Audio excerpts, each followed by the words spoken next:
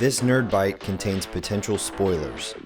You can find more details in the description below.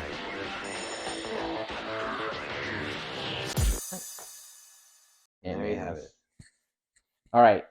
The one shining star in otherwise imperfect MCU Phase 4 and 5.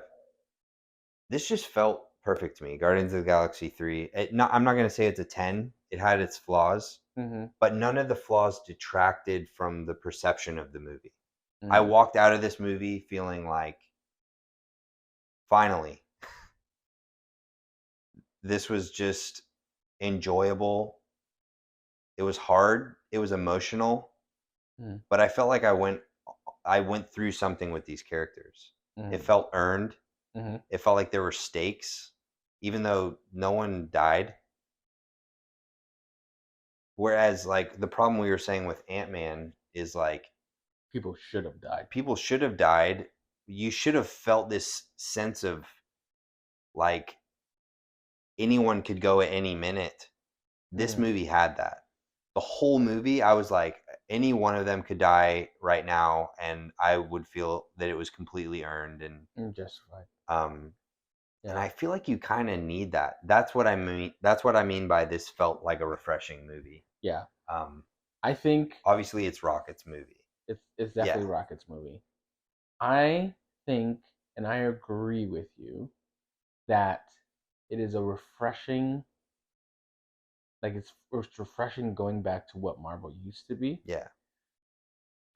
Which ironic that it's James Gunn. Yeah, ironic. I don't think you've felt like he had the stuff to make this happen. No. Yeah. But when I walked out of the theater, I feel like we were close, kind of.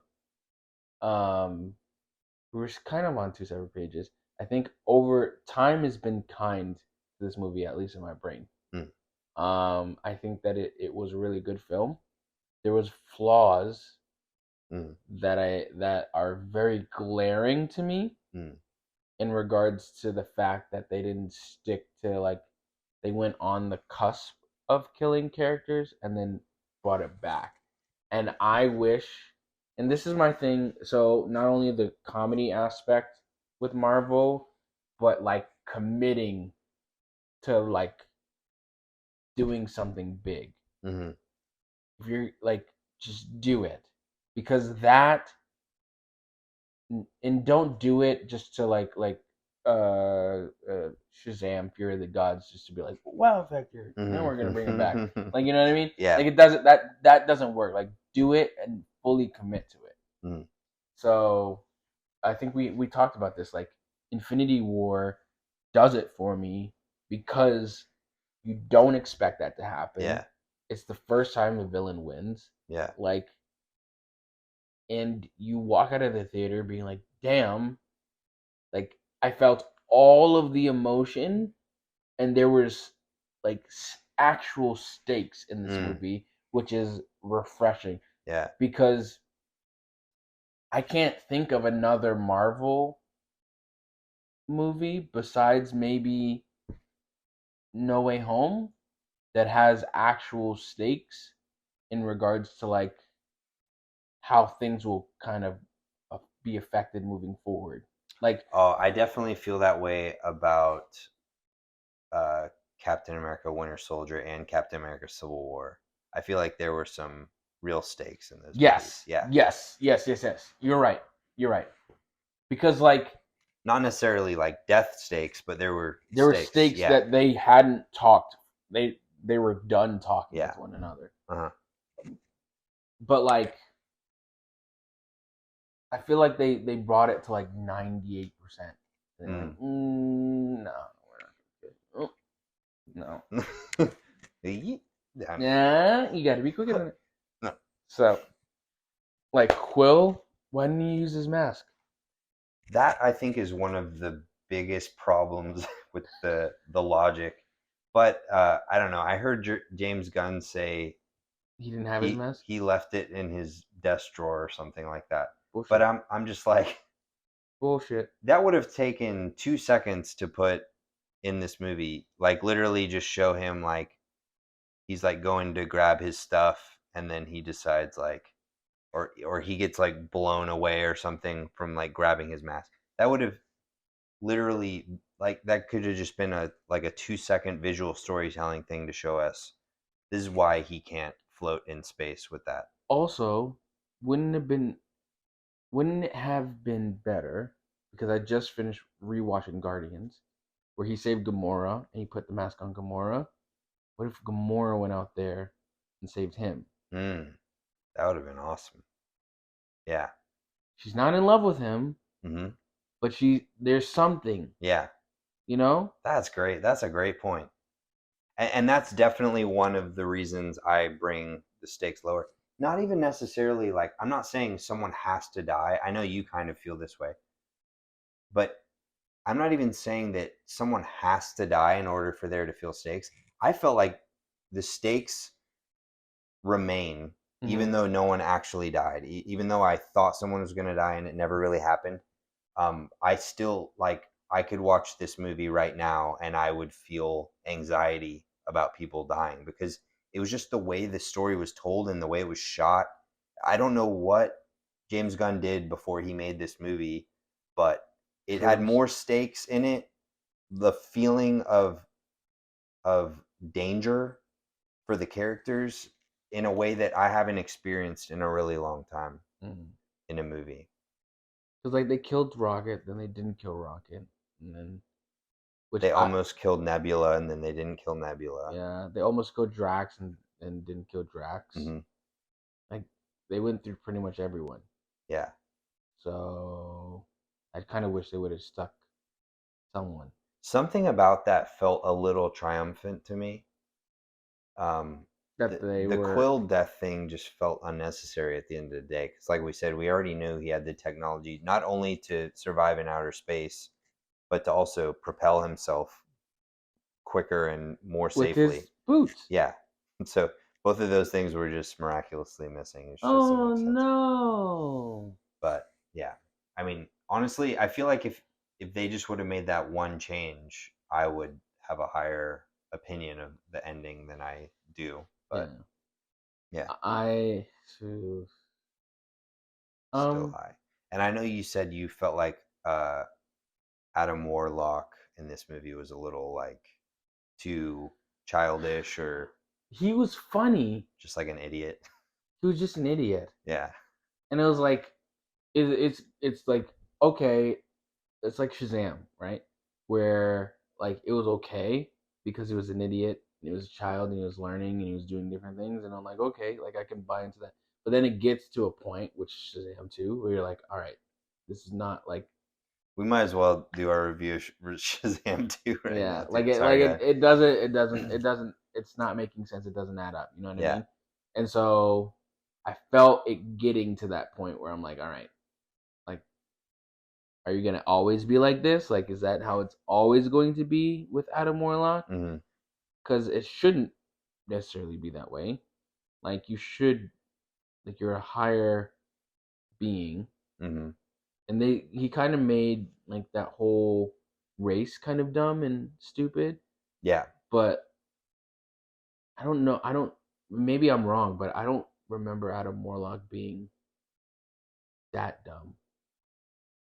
Like in the comics? No, he's definitely not that dumb in the comics. Like he's more if anything, I feel like he comes across as like sage wisdom. That's like, that's what I was expecting. Yeah. But like, this is again back to the comedy thing. Where like, all right, let's take these characters that like no one necessarily knows about and make them the comic relief, when in reality, like, if I wasn't a Marvel fan and I was watching it, I'd be like, okay, cool, that was all right, that's good. Yeah. But like, knowing who these characters are, it just feels like a disservice doing that to the character. Taskmaster, perfect example, except not comedy. It's just uselessness. Yeah. It's like, well, what's the point of putting this character in this movie? We're just gonna shit on him. Yeah. So I feel that way. I've felt that way for the longest. I feel like two of the most neutered characters in the MCU. One of them is Drax, especially if I knew nothing about the comics, I probably wouldn't feel this strongly. But I feel like they've done nothing but de-escalate his power, and he already came into the MCU weaker than he's ever been in the comics. Like the comics, he's like god level strength, you Mm-hmm. know. So they obviously made a strict and specific reason for changing that character's power dynamic. But the other is Hulk. I feel like they've done nothing but depower Hulk and stuff ever since Infinity War, Mm-hmm. which I felt like it was necessary in Infinity War, but they've just like doubled down on it for no reason. Yeah. But anyways, I don't think the humor of Adam Warlock was so severe that it that was dumb. That was unnecessary and stupid. The hand of God, whatever, the Yeah. God touching Adam. I got the visual metaphor of it, but I was like, now really? It felt like to me in Thor Ragnarok when uh, they were sailing away from the events of Ragnarok, like Asgard is like got the sword plunged into it, and they're like, as long as it has a foundation, this can be rebuilt. And then it explodes. He's like, oh, those foundations are gone. It's like it was a funny gag, and I laughed. Like it's still funny, but at the end of the day, you're married to this. Like, like you just blew up the biggest deal to these people. Yeah. Like the characters that have been fighting to save this place for every movie leading up to this, you just blew it up for a joke. That's what it feels like. But I laughed more at you retelling it than I did at them it actually happening.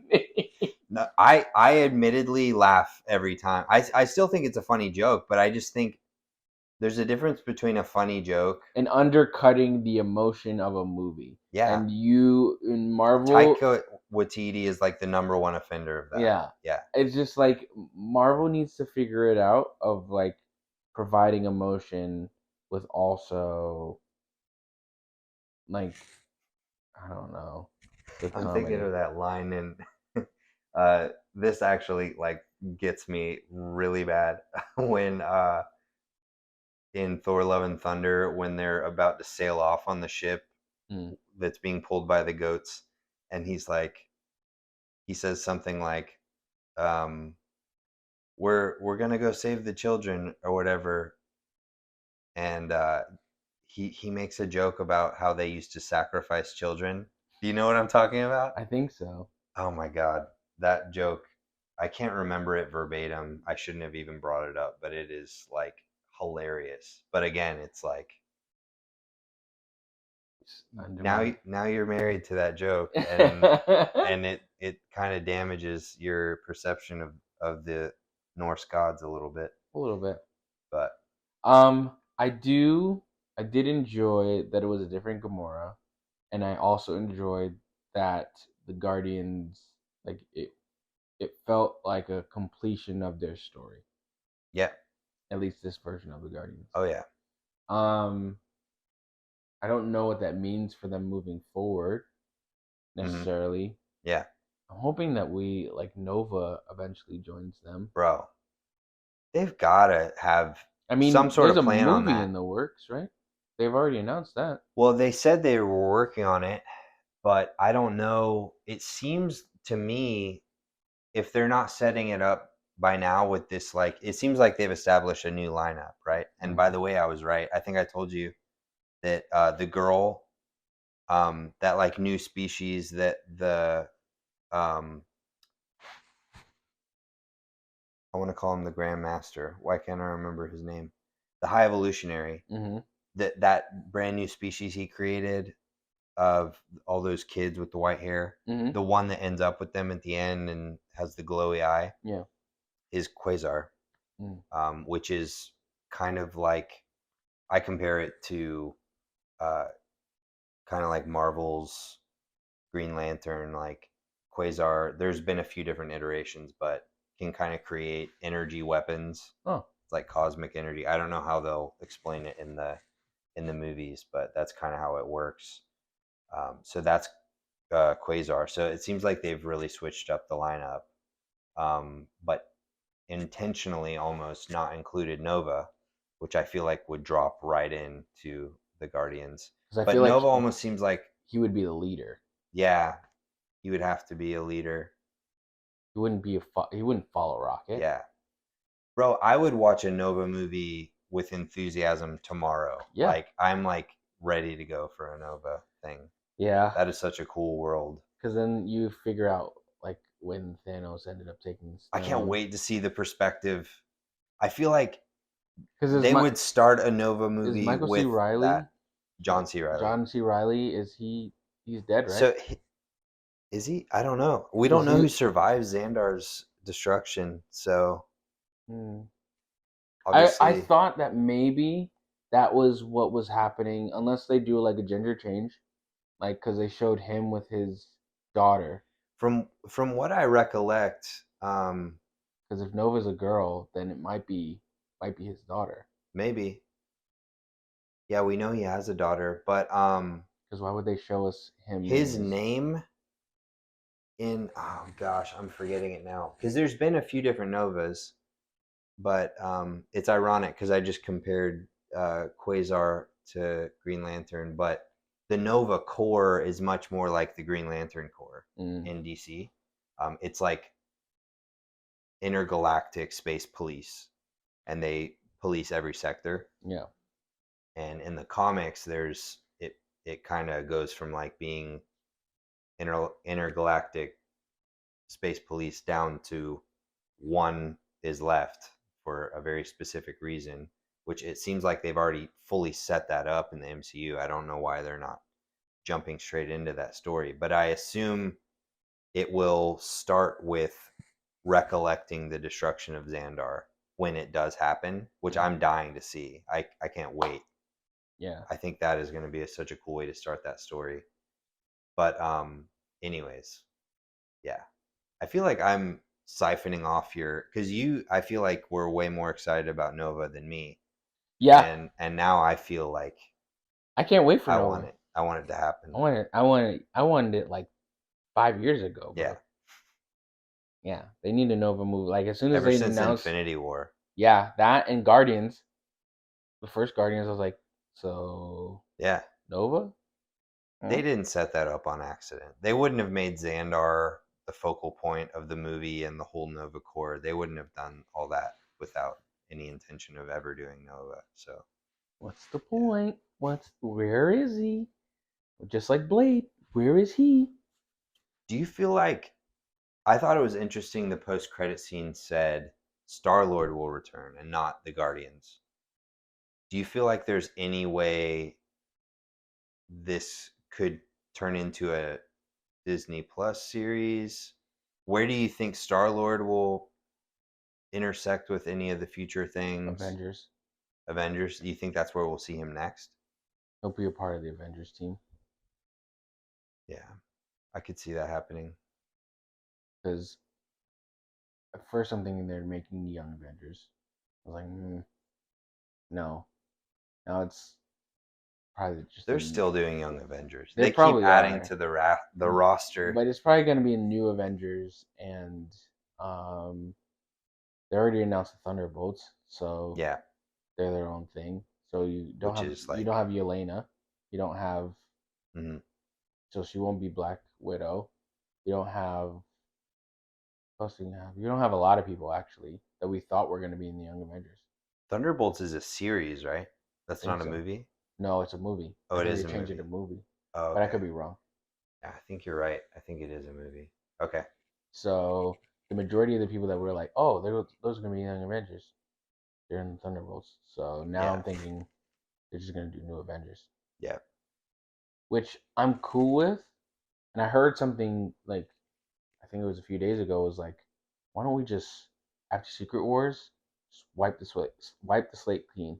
Wipe the slate queen. Wipe the slate queen. You heard it here first. Like wipe it clean after Secret Wars. Because at this point, you know what I mean?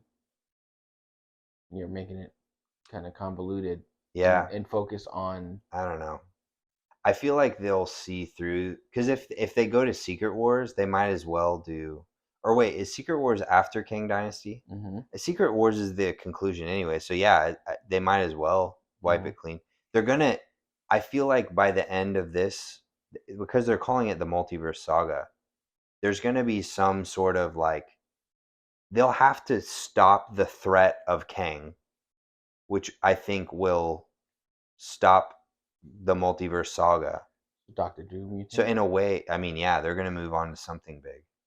It's got to be Doom or Well, I mean, Doom wouldn't he have to be in Secret Wars anyway?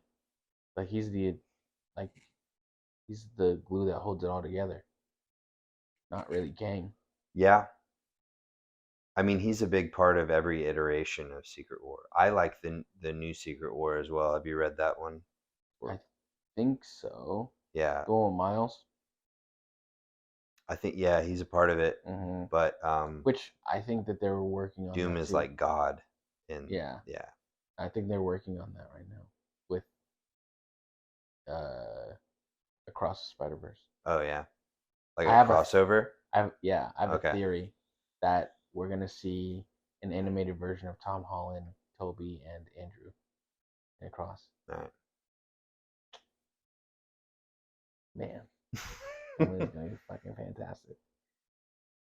Ugh. I still feel like I would love to see What If be taken over by the people that create Across the Spider Verse. So good. It's so I good. I like What If, but I feel like it has so much more potential than what they're What they're doing currently. doing with it. Yeah. Yeah. Guardians. What would you give it? I think I said like a 9.5 out of the theater. Nice. It's close to perfect for me. Well, you said 9, so I did say 9. yeah. So I had to have said 9.5. Mm-hmm. I don't know. It's so close to perfect, but there's definitely like some flaws and like some unnecessary silly things. Then it's got to go back down to 9, right? Yeah, I don't know. Yeah, I feel like 9 is probably where it lives. Yeah. It lives But at we 9. didn't even talk about like all the emotionalness of it. I'll also say sorry, give your score real quick. I just wanted to say something about the 9. villain. 9, yeah. Um it's so interesting to me. I don't feel like this is the greatest villain of all time. Mm-mm. Pretty I'd say like two-dimensional, like didn't have like a compelling reason to be doing what he was doing. I think that was sort of the He was more aggressive and more intimidating in the flashbacks than he was in present time. Yeah. But I don't think I've seen a villain on screen that had to go more than him. Like at a certain point in this movie, if you haven't seen it, you start seeing what happened to Rocket, and it gets worse and worse and worse and worse. Yeah. And like I'd say like three fat flashback, maybe even sooner, maybe the first flashback. You're just like when Rocket said that, bro. I don't think I've had an emotional reaction like that in a theater in a long time. I think I told you like Yeah. I was just thinking about my dog, and I'm like, Yeah. I walked out of the theater like if anyone even thinks about touching Callie, they're done. Done. But when Rocket says "hurts" as his first words, Done. I was like, this And the ears go back. heartbreaking, wrenching, bro. Yeah. Yeah, the High Evolutionary has to go. And they didn't even have a Has to whole go. conversation when they saw him. It was on site. Yeah. You're done. Oh, that was another thing I loved about the climax of this movie. There wasn't like a bunch of preamble and like talking. Mm-hmm. Like when they got to the High Evolutionary, they site. put him away.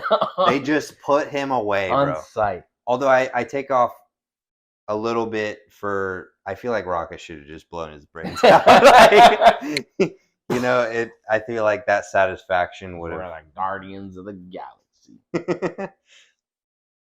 But Guardians of yeah, the Galaxy still can kill people. yeah. Just don't tell anyone. For all the people they killed in this movie, and then Yeah, Rocket's just like, cause we're the I'm good. I'm good. I know you killed my love, the love of my life. Yeah. She Oh seemed, man, she seemed like a love interest, right? I think so. Cause they like kissed, something weird. They hugged. That was the first. I think them outside the cage when he broke them out was the first they'd like hugged. And then boom, she Yeah, gets and shot, she's done like immediately. Yeah, and he just loses it. bro. I'm feeling it just talking about it right He now. loses it. He loses it. The way they do it in this movie, bro. There's something special about it. Yeah. Man. I will say this restored my waning faith in James Gunn's abilities. Do you think they should have started like that? What do you mean? I mean, Guardians 1 was really good. Yeah. But if they started with Rocket's backstory, No, actually, no. no? And another thing I give credit to this movie for, which is a huge credit, is I feel like it actually enhanced my perception of the Of the second second movie. movie? And I feel like you could go back and watch any of these movies now, knowing what happened to Rocket, especially the first movie, Yep. and you'll have a full new appreciation for his Yeah, when plight. they're talking about it, and he's like, you know, he's enhanced when they capture him, and they're talking about like what happened to Rocket, and I was like, oh shit. And where he gets drunk on Nowhere, and he's like yelling at Yeah. Drax, and he's like, "He called me rodent. Yeah. I didn't ask to be made." Like, And taken apart and put back together. Yeah. bro, it like I already like I haven't rewatched it. I feel like Guardians 1 was really well balanced in terms of humor. Mm-hmm. Um except for the climax. I still feel like the dance battle to save the universe is like, But he danced to distract him, and then they blasted him. yeah, there's just too much convenience for me there with That makes the way sense. that it the way that everything shook out. But yeah, I don't know that I would have rearranged the order to put Rocket's story in the first movie. I feel like it was what it needed to be. The only thing that we missed is how Rocket and Groot got together. Which I think is still gonna come. They're definitely gonna do. I feel like they've focused every movie on a different person. Like we know about Gamora and Nebula. Mm-hmm. We've seen their stuff in Infinity War and their story with Thanos. We know about Quill and Mantis's origins. Yeah. We know about Rocket now. We don't really know about Drax necessarily, Mm. and we don't really know about Groot. So I feel like those stories are still to be told. Mm. Although I do like how Groot looks now, like Yeah. giant Groot. Also, I really appreciated that Groot wasn't like a joke in this movie. Like he was like serious, which made sense to me. Like the same thing I was saying about how in Quantumania, I feel like they should have like had this dire sense of like we need to survive this terrifying place Mm-hmm. because we're out of our element and we have no idea what we're doing and we Yeah. have no idea if we're even going to make it home. We just need to survive. That's the tone that should have taken place. I feel like knowing the circumstances of this movie and knowing how close Groot is to Rocket, I feel like his reactions in this movie about just like down to business. Yeah. Like I'm not screwing around. I'm not here to make jokes. Nope. Like, I'm here to yeah. I'm here to kill people. Yeah. The only thing that I did find surprising, and I think this will be like the last thing that I have for this movie, was that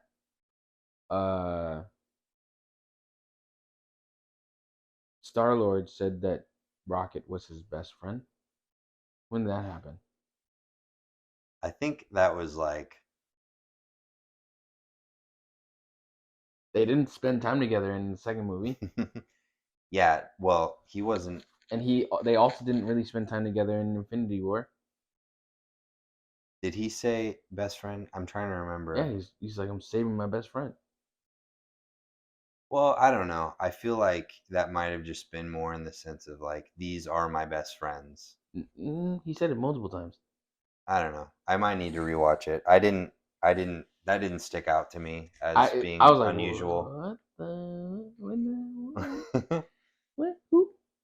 I do vaguely remember him saying it, but it didn't stick out to me Like as. Gamora, I understand, and maybe Nebula now, I understand that, but like I Rocket? will say the joke about him like finding Nebula's eyes Oh beautiful was yeah, funny. you're more like her. He's I'm just saying he picked out a good like, set. knock it off. Uh, Nebula has been the most likable that. Like I don't know, I haven't liked her more than I did in this movie. Yeah, I totally agree with that. I actually don't. She was one of the things I liked the least about the first movie. I was Mm, like, this character is obnoxious. mm, I was like, and I knew if you read the comic books, yeah, you knew what Thanos does to her in yeah. Infinity War, and I was like, I can't wait to see Thanos like tear her apart. But I feel bad about that now. But I did feel that way in Guardians 1. I was like, bro, Um, Thanos, just get to it already. just But she was just like too. She took she's herself so Hermione. She's seriously. Hermione. Yeah.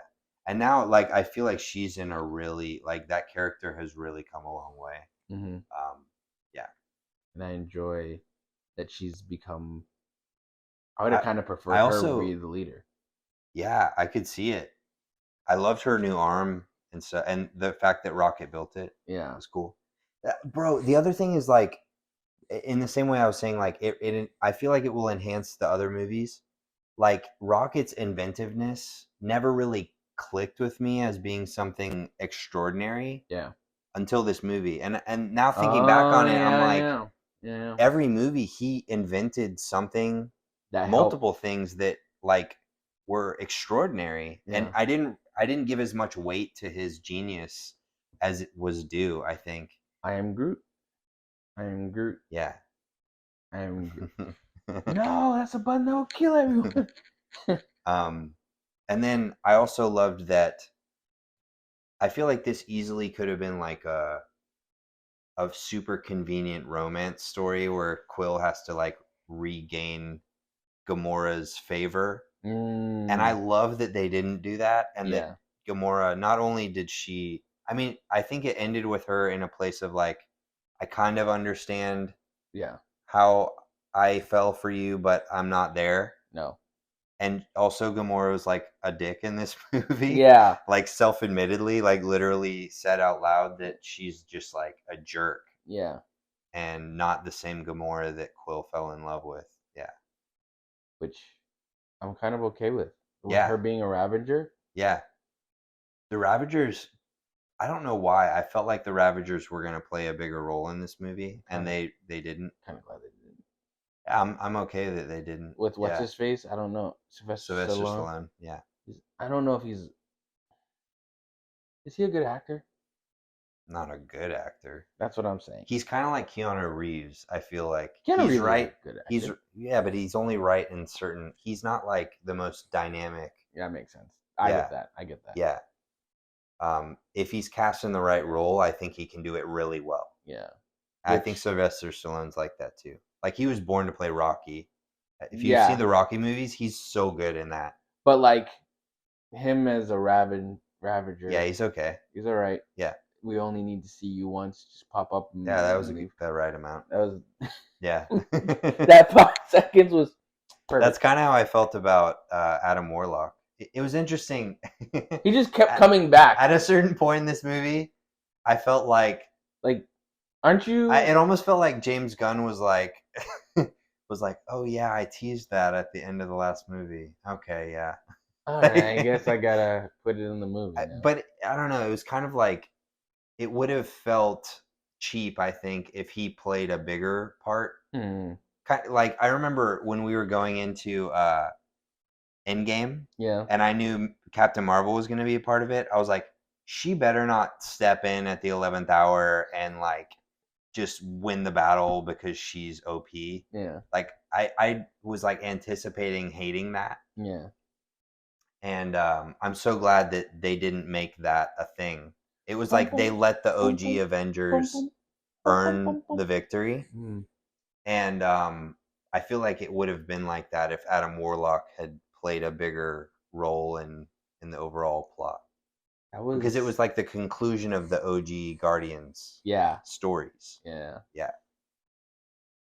All right, so we landed at 9 chef kisses, right? Yeah. Solid. Conclusive. Solid. Isn't that's the first? Near perfect, I think. No. That's the second film. Phase 5. Yep. That and Wakanda or no, Quantumania. You want to go back a step? No. No. All right. I think. Okay. Yeah, let's call it there. We have more stuff to catch up on, but we didn't want to do a disservice to you guys by like under talking some of the. I feel like this was a great discussion. Yeah, and that now a that necessary one. I mean, now that you know how I feel about Loki, we can. I kind of never want to talk about Loki again with you. if I can help it. We can finally move on. Find a way to avoid it. We can finally move on. I think the true feelings have come out. Oh this God! Has been great. Season 2 is. This has been great. Great therapy. This has been great therapy. I might talk about Loki season 2 without you. Welcome to Nerd Institute. I'm your host, Ethan Power. It's just gonna be me. All right, that brings us to the end of this episode. Guys, thank you so much for listening. We hope you enjoyed it. If you did, please follow this podcast wherever you're listening to it. Apple Podcasts, Spotify, all major podcast platforms. And if you like this episode, keep an eye out for our companion videos where we address specific topics related to the same thing. Here at Nerd Institute, we really love hearing from you guys. If you have any questions, if you're following along with any of the series that we're reviewing, please send in your questions. Tell us what you guys are thinking. We just might use your question as a topic for one of our podcast episodes. Engage in our matchup tournaments where we pin characters from all of our favorite franchises up against each other to see who you think might win in a fight. And of course, like and follow all of our content across social media. That's Instagram, YouTube, TikTok, Facebook, and Twitter at nerd_institute. And if you don't feel like using social media, you can always message us directly with any comments, questions, topics, or concerns at anerd33@gmail.com. And until next time, later nerds.